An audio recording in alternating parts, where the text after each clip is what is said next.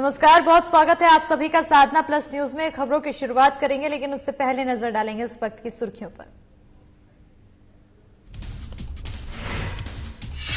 पूर्व deputy CM Ajay Maken अपना बयान दे चुके हैं और इस संबंध में वो गत दिनों तक कांग्रेस के महासचिव केसी वेणुगोपाल से भी मिले हैं।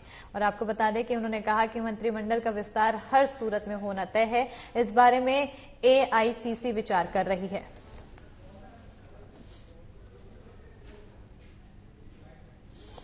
पूर्व प्रधान किशनलाल बैरवा जी की मूर्ति का अनावरण हम लोगों ने किया।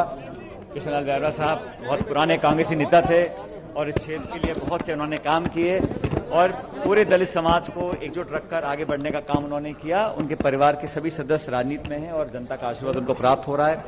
और किशन बैरवा जी ने इस क्षेत्र के लिए भी जो योगदान दिया, लगभग 40 साल तक राजनीति में रहे, उस सबका हमने आज स्मरण किया, उनको श्रद्धासुमन अर्पित किए, उनकी मूर्ति का अनावरण किया।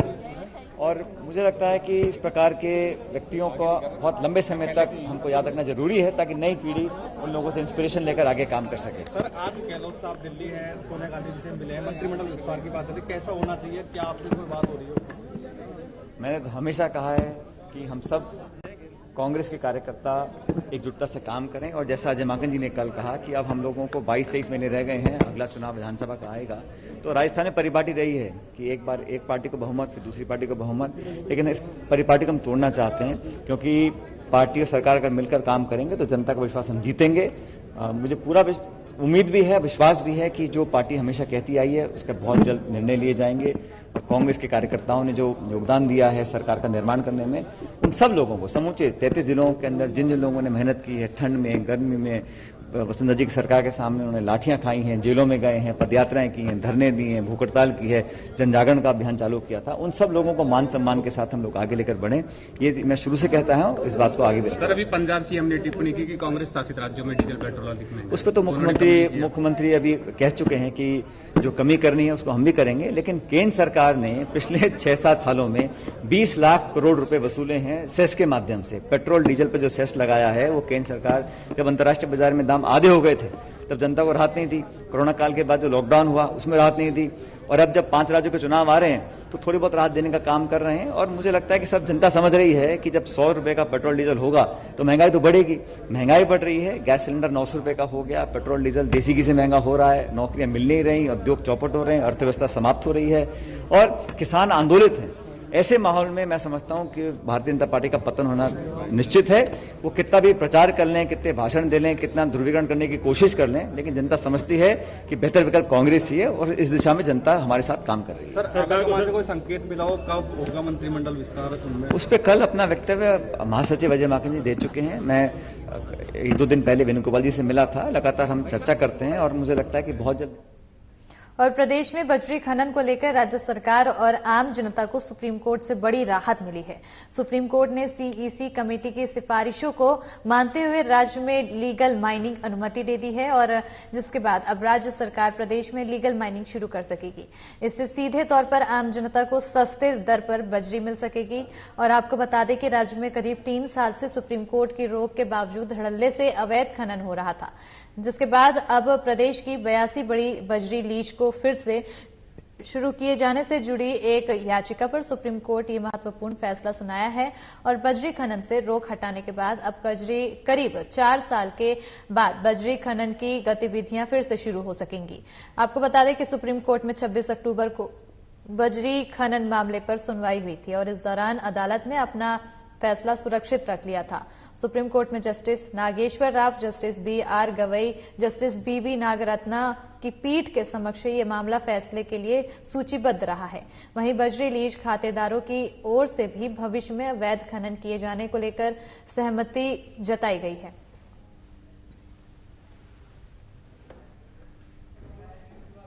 और लालसोट के लखनपुर गांव में प्रशासन गांव के संग अभियान में उद्योग मंत्री परसादी लाल मीणा ने निरीक्षण के दौरान एक पीड़ित परिवार अपनी समस्या को लेकर मंत्री के पास पहुंचा और अपनी समस्याओं को मंत्री के सामने रखा। इस दौरान उद्योग मंत्री परसादी लाल मीणा और प्रधान नाथूलाल मीणा ने पीड़ित को डांडस बंधाने के बजाय पीड़ित को धक्का मारकर कैंप से बाहर करने के कहा है।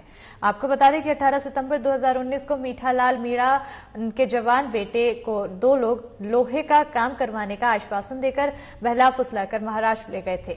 इसके बाद फोन पर उनके बेटे ने बताया कि जाने की बात करने पर 2 लोगों द्वारा जान से मारने की धमकी भी दी गई और इसी के लेकर पीड़ित पिता मीठा लाल ने बताया है कि 2 अक्टूबर के बाद उसकी अपने बेटे से उसकी बात भी नहीं हुई है।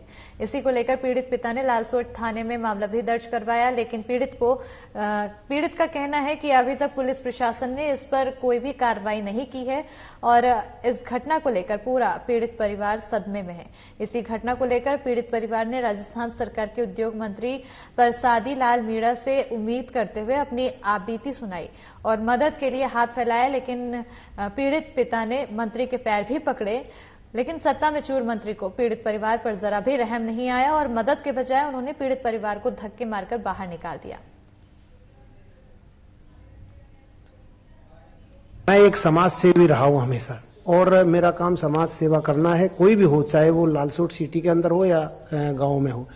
तो एक पीड़ित परिवार जिसका बेटा 2 साल से गुम था, 2-2.5 साल से, उनकी जब मैंने सूचना मेरे पास किन्हीं लोगों ने बताया कि इस तरीके से, तो मैं मदद के लिए पहले उसकी जानकारी लेने के लिए उसके घर गया। तो उस पीड़ित परिवार ने, बेचारे बूढ़ा रोने लग गया, तो उसने मेरे से कहा कि साहब आज मंत्री जी आएंगे, कैंप है लाखनपुर में और आप हमारे साथ वहां चले। तो मैं उनके साथ चला गया था। मुझे भी उम्मीद थी कि मंत्री जी से रूबरू होकर इनकी कुछ कहेंगे हम और रिक्वेस्ट करेंगे मंत्री जी से और मंत्री जी इनका कुछ काम करेंगे, क्योंकि बेटा गुम है, जिसका बेटा गुम है तो वो कहाँ जाएगा। और मंत्री जी, लेकिन मुझे पता नहीं था, मंत्री जी का एक अलग ही एटीट्यूड देखने को मिला। वहां पर बूढ़े बाप ने जो जिस प्रकार से उनके चरण स्पर्श करने लगा तो उनको हटाया, दुत्कारा, साथ में मुझे भी उन्होंने तू में से बात की, लेकिन खैर ठीक है, मेरे तक तो कोई हुई। लेकिन उस बूढ़े बाप को कम से कम मंत्री जी को इस तरीके के बर्ताव नहीं करना चाहिए था उसके साथ। मुझे भी बहुत बुरा लगा। साथ ही साथ बेटा हमारा बुद्धि प्रकाश, मैं गरीबी स्थिति में तैयार केस आबानेरी प्याला के साथ में भेज दियो कुमावा के लिए, वो कैंटीन के अंदर काम करावा के लिए ले गई और ले जा 3 महीना काम करा और दिवाली पे मैंने क्यों बेटा आजा, बोले पापा आऊंगा, बढ़िया केस पीसा को दे रही हो जे आऊँ कहाँ से, मैंने केस के भाई तुम्हारा भेज, बोले को भेजू, दिवाली बाद में भेजूंगा। दिवाली बाद में दिवाली आई 27 तारीख, नवंबर 3 तारीख के दिन 2019 नवंबर 3 तारीख के दिन गायब कर दिया और 2019 नवंबर 2 तारीख के दिन रात को 11 बजे तक हमारी बात ही, 3 तारीख को कोई बात को नहीं पाई हमारे बच्चा से, आज तक भी हमारे बच्चा से बात को नहीं पाई। वहीं खबर हनुमानगढ़ से, जहां गुरुवार को उगते सूर्य को अर्घ्य देने के साथ ही 4 दिवसीय छठ महोत्सव का आज समापन हुआ है और छठ पूजा समिति की ओर से जंक्शन में चुंगी नंबर 8 ITI कॉलोनी में छठ महोत्सव और भजन संध्या का आयोजन किया गया है और इस मौके पर आयोजित कार्यक्रम के मुख्य अतिथि जिला कलेक्टर नथमल डिडेल, नगर परिषद सभापति गणेश राज बंसल ने रिबन काटकर महोत्सव का शुभारंभ किया है। इस मौके पर अपने संबोधन में जिला कलेक्टर नथमल डिडेल ने छठ पर्व की सभी पूर्वांचल वासियों को बधाई देते हुए कहा है कि इस पर्व के मौके पर हमें ये संकल्प लेना चाहिए कि हर व्यक्ति कड़ी मेहनत करे, अपने आने वाले त्योहारों और पर्वों को मिलजुल कर हर्षोल्लास के साथ मनाएं, सभी प्रकार की सावधानी बरते जिससे किसी भी प्रकार की घटना न हो। जिला कलेक्टर ने कोविड-19 वैक्सीनेशन से वंचित नागरिकों से जल्द वैक्सीनेशन करवाने की अपील करते हुए कहा है कि कोरोना से बचाव के लिए टीकाकरण जरूर करवाएं। जिला कलेक्टर ने इस आयोजन के लिए छठ पूजा समिति को बधाई देते हुए कहा कि उन्होंने इसकी एक शुरुआत की है और भविष्य में इस आयोजन को बड़े स्तर पर किया जाएगा।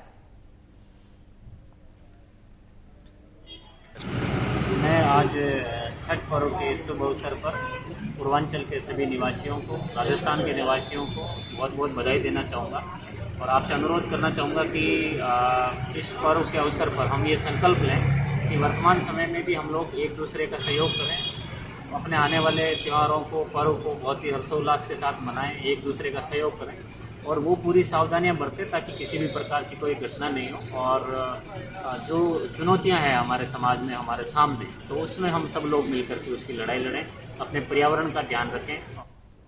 वहीं बांदीकुई में मां की ममता को शर्मसार करने वाला मामला सामने आया है, जहां घनी आबादी के बीच स्थित गांधी पार्क में एक नवजात बच्चा लावारिस अवस्था में मिला है।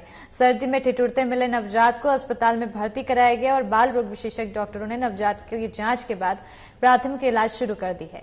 इसके बाद बच्चा पूरी तरह स्वस्थ बताया जा रहा है और पुलिस ने भी अस्पताल पहुंचकर मामले की जानकारी ली और अब पुलिस नवजात के परिजनों की तलाश में जुट चुकी है।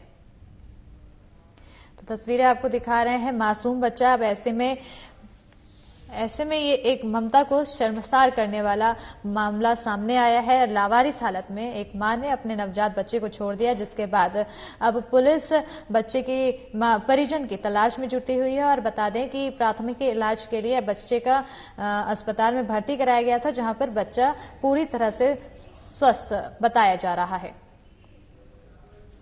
तो मां की ममता को शर्मसार करने का मामला आया सामने। वहीं राज्य सरकार की ओर से 14 नवंबर से जारी शुद्ध के लिए युद्ध अभियान के दौरान फूड इंस्पेक्टर पीसी जैन द्वारा एक दुकानदार से 10,000 रुपए की रिश्वत लेते धरा गया था। और आपको बता दें कि दुकानदार ने उसको दुकान से सैंपल ना लेने और जांच नहीं करने के एवज में 20,000 की रिश्वत तय हुई थी, जिसके तहत दुकानदार इंस्पेक्टर के आवास गंगापुर सिटी स्थित सवाई माधोपुर मार्ग पर 10,000 रुपए की राशि लेकर पहुंचा। और इसी दौरान दौसा एसीबी टीम के डीएसपी राजेश सिंह के नेतृत्व में एसीबी टीम ने रिश्वतखोर फूड इंस्पेक्टर को 10,000 की राशि के साथ दबोच लिया। बता दें कि दुकानदार द्वारा बाकी के 10,000 मंगलवार शाम को दे दिए गए थे। और बता दें कि रिश्वतखोर फूड इंस्पेक्टर को लेकर एसीबी को कई दिनों से शिकायत मिल रही थी, जिसके आधार पर यह कार्रवाई की गई। और मीडिया के द्वारा अब कुछ दिनों पहले जब उनसे पूछा गया तो उन्होंने कहा कि यह सिस्टम है, इसको बदला नहीं जा सकता। और इसी के साथ राजस्थान की खबरों में फिलहाल इतना ही। नमस्कार।